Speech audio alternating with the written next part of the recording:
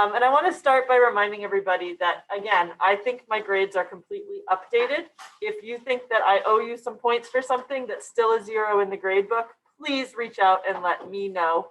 I have lots of students and you all have lots of grades, so I can make mistakes. But as far as I know, I'm totally caught up with grading. So if you think I owe you points, please let me know. So today we're going to start nuclear chemistry, which I really enjoy. And for this slideshow, Riley, are you with us? Riley? Riley? Are you paying attention to class? All right. So I want you to get out your notes that you're going to write on, and we're going to write down everything that's in yellow. So the title today is Nuclear Chemistry.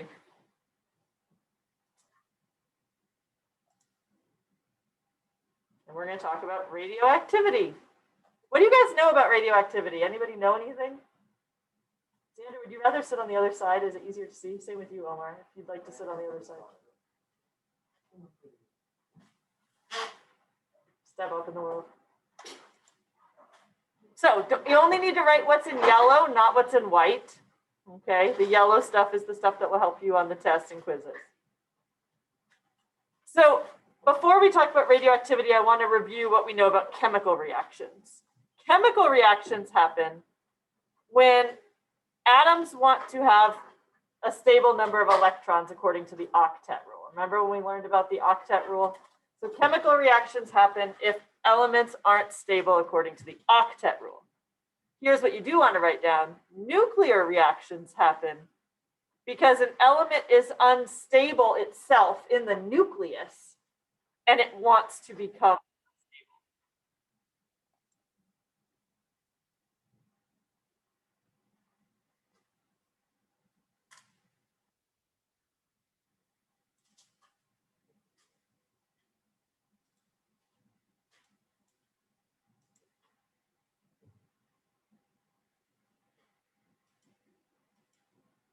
So we're copying what's in yellow. So nuclear reactions happen because an element is unstable in its nucleus itself. Remember, chemical reactions have to do with electrons, which are in the electron cloud outside of the nucleus.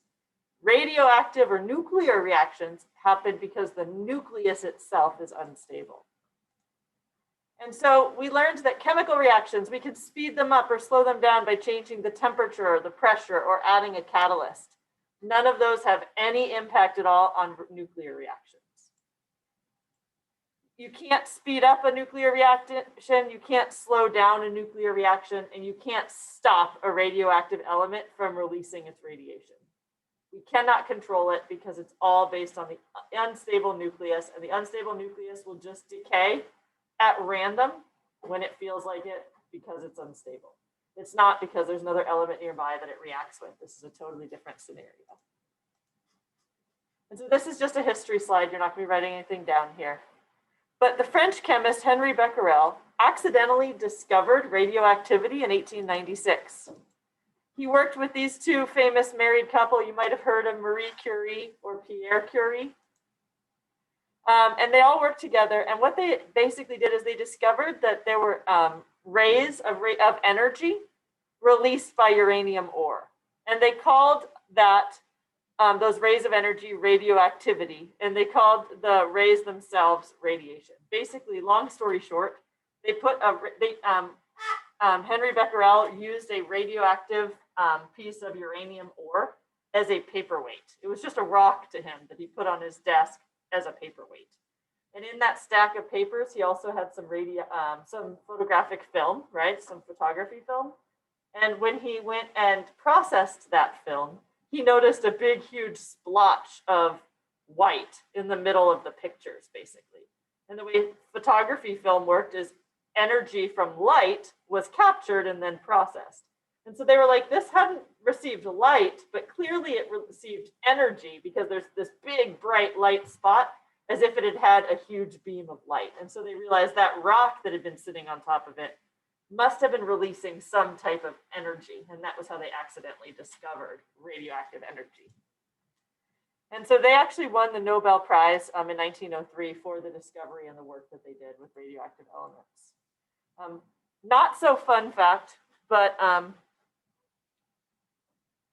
believe both Becquerel and Marie Curie both I don't want to be lying, but I'm pretty sure they both died of radiation poisoning because they worked with all these radioactive elements before we knew that this was unhealthy for their body.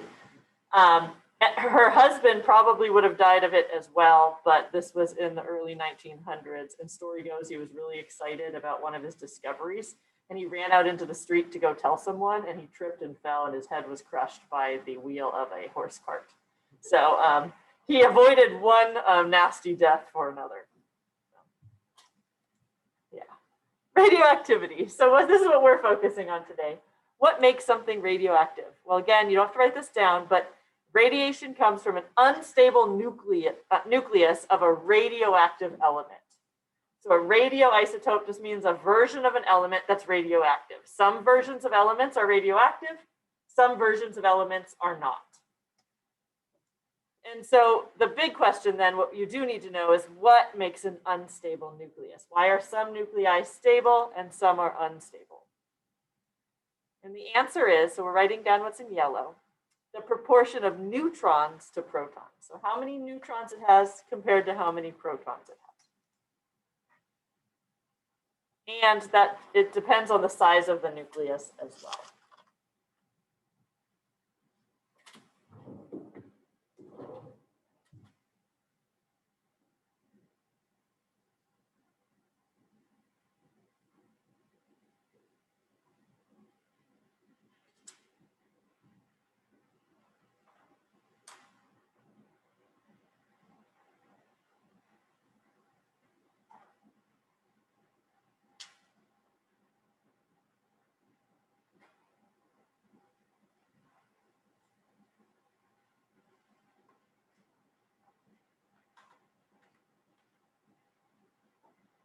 So I didn't put on the slideshow, I was checking. I didn't put on the slideshow exactly how many, but does anyone remember, what did I tell you is the job of the nucleus?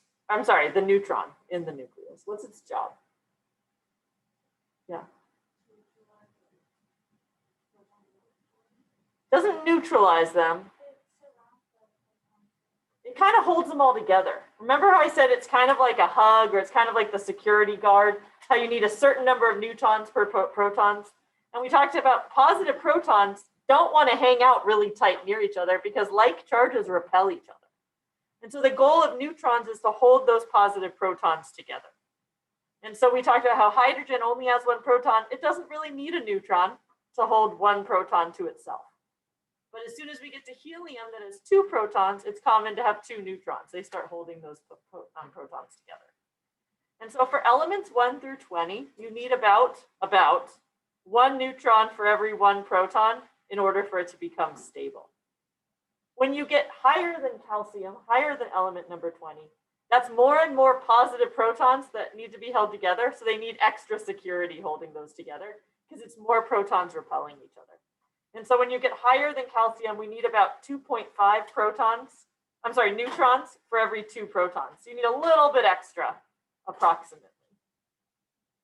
And then at some point, we just get so big that it doesn't matter how many neutrons you have, it's not stable. Do you see how after element 92, every element is radioactive? Every element is not found in nature anymore. They're all white. That's just because once you hit these huge, massive numbers of protons, it just isn't stable. There's so many protons pushing away from each other that there is no stable version of those elements. And so sometimes the size just gets too big. And so when an element is radioactive, it can release 1 or 2 of these 3 types of radiation. And the 3 types you've maybe heard of before. Have you heard of alpha, beta, and gamma? Okay. And so again, this white is background information, but not stuff I would test you on, so you don't have to write it down. But alpha radiation consists of a helium nuclei. So what is in the nucleus of helium? What do we know? How many protons are in the nucleus of helium? 2. How many neutrons are in the nucleus of helium? 2. So alpha radiation is basically 2 protons and 2 neutrons that get shot out of a radioactive element. So if it's releasing alpha radiation, it's releasing 2 protons and 2 neutrons stuck together. Beta radiation is when an element releases what's the equivalent of an electron. A neutron actually changes into a proton and releases the electron. Remember, a neutron's neutral. It's actually a proton and an electron smashed together, and so they can split. And then gamma radiation is a high energy radiation. It does not actually have a particle, it's just energy. And that's why it's so strong and dangerous. And we're going to talk about those on the next few slides. So here's what I want you to write down for each one. So number one, alpha radiation.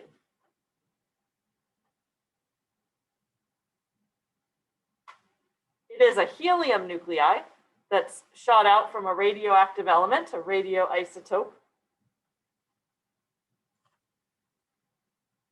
And I have an example there for you, and I do want you to have the example in your notes.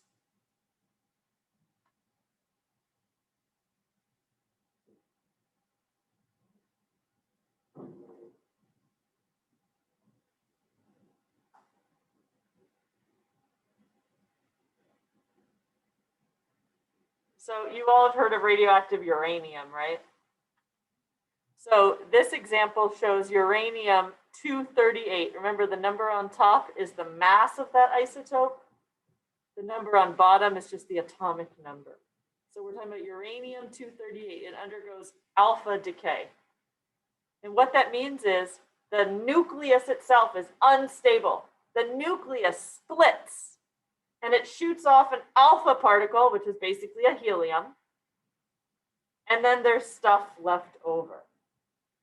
So do you see this right here is the alpha particle. It has an atomic number of 2 because it has 2 protons and it has a mass of 4.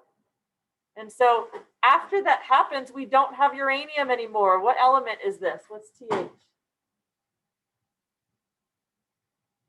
Anybody know? I believe it's thorium. Almost certain of that.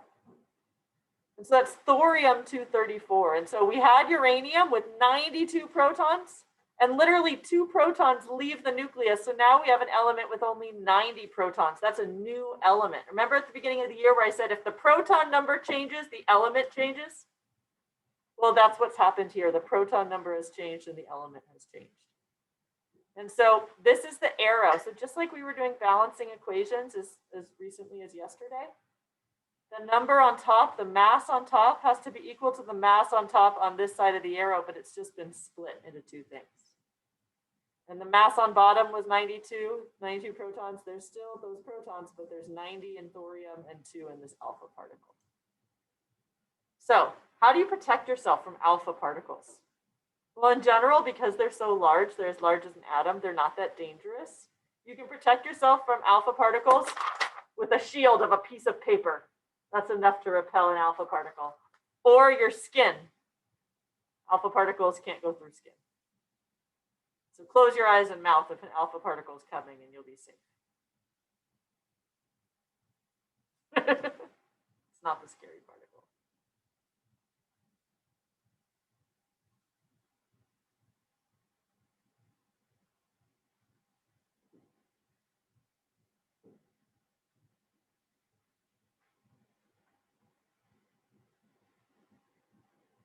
Next, number 2, we're going to talk about is beta radiation.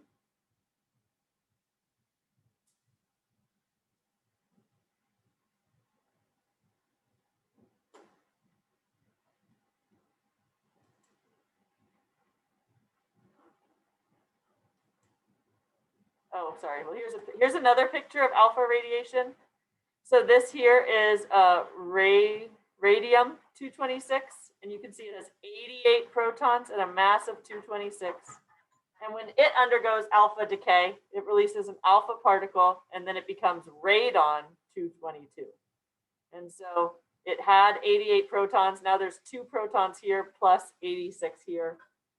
And it had a mass of 226, which is 222 plus 4. And so I want to be clear that mass is not destroyed. It's just split into 2 new atoms instead of 2 new elements instead of 1. For beta radiation happens when a neutron breaks into a proton and an electron. And the electron is what we are talking about when we say there's a beta particle. So the beta particle is actually just the electron that's released.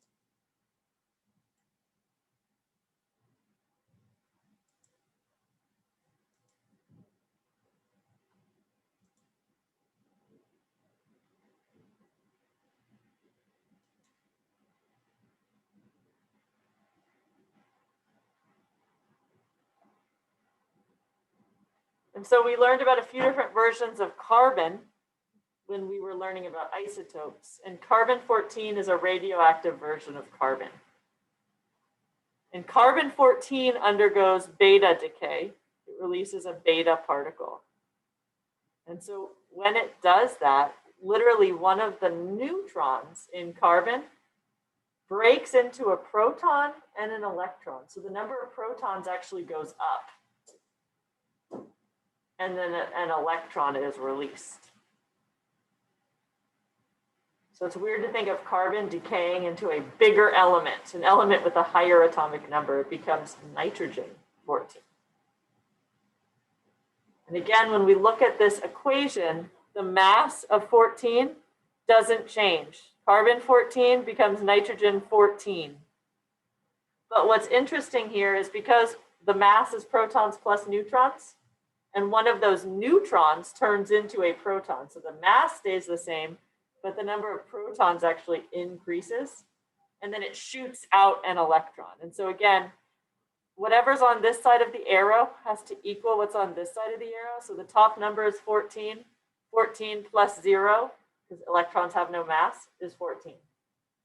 And then the bottom number here is 6. 7 plus -1, that's the charge of the electron, is equal to 6. And so they cancel each other out. Now, beta radiation is a lot smaller than alpha radiation, right? Alpha radiation has 2 protons and 2 neutrons. And we know that 1 proton or neutron is 2,000 times bigger than an electron. So now we're talking about a much smaller particle. So beta decay, beta radiation is actually a little bit more dangerous. So if you want to protect yourself from beta radiation, you should make yourself an outfit out of aluminum foil or thin wood to protect yourself. Your skin won't protect you from beta radiation. You need a shield that's a little stronger than paper this time. So aluminum foil or a thin piece of wood, and you could repel all the beta radiation that's coming at you.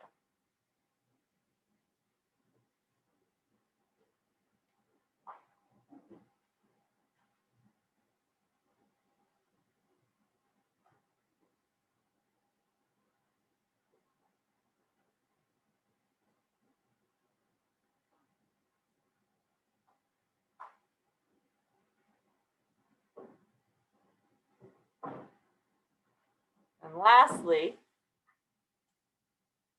picture. I keep forgetting my pictures. So here's an example of another element that undergoes beta decay. And so this is cesium-137. And when cesium-137 is unstable at a random moment, one of its neutrons, so here's like the close-up picture, a neutron breaks into a proton that stays in the nucleus and an electron that shoots away. And so the result is we go from cesium with 55 protons to barium with 56 protons. And then the beta particle is shot out into the world. Random electron flying free. Last, we have gamma radiation. And what's unique about gamma radiation is it can't happen alone. If you have gamma radiation being released, it's either going with a alpha particle or a beta particle. And so it doesn't happen on its own. Gamma radiation is not a particle. It is energy, extremely high energy.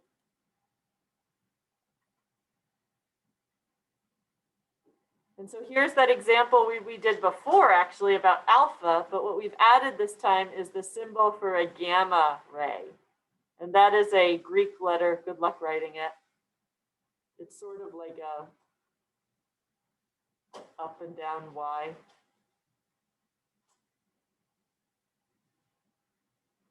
That's the symbol for gamma radiation. And so it's an extremely high energy that can be released during certain alpha particle reactions and certain beta particle reactions. So here's the same example, or here's a different example of beta that also has gamma. Sorry.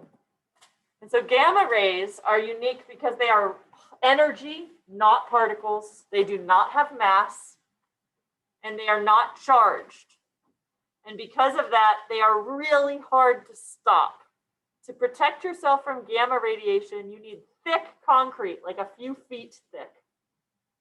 or thick amounts of lead to stop it. You know how when you get x-rays, like at the dentist, or if you have an injury, how they put that like heavy lead suit on you? That like big cloth thing that's like dense and heavy. That's enough lead to stop some gamma radiation. It's not thick enough to completely protect you. They also always do x-rays like in a room, and the x-ray person, now that you're not a small child, will stand out of the room, right? Kind of behind a wall, and that wall has lead built into it as well to try to protect the x-ray technician from the radiation. Because they can't put a lead cover on you that will protect it all without like crushing you. So they make one that's sort of heavy and protects some of the gamma radiation. But basically, when you get an x-ray, gamma radiation is released. And so you get just a tiny bit of extra radiation that you don't want. If you get a few x-rays in your life, no big deal at all. If you're the x-ray technician and you're x-raying people all day long and you were getting gamma radiation all day long, they would die from radiation poisoning.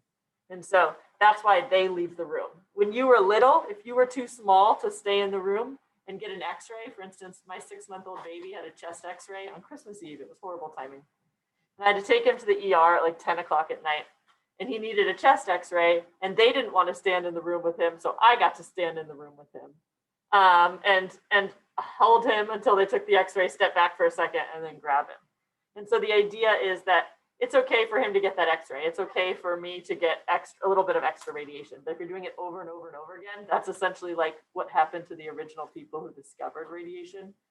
That kind of amount of radiation is really damaging because this is a really high energy ray. And so you've got to be careful. Too much radiation can cause illness, what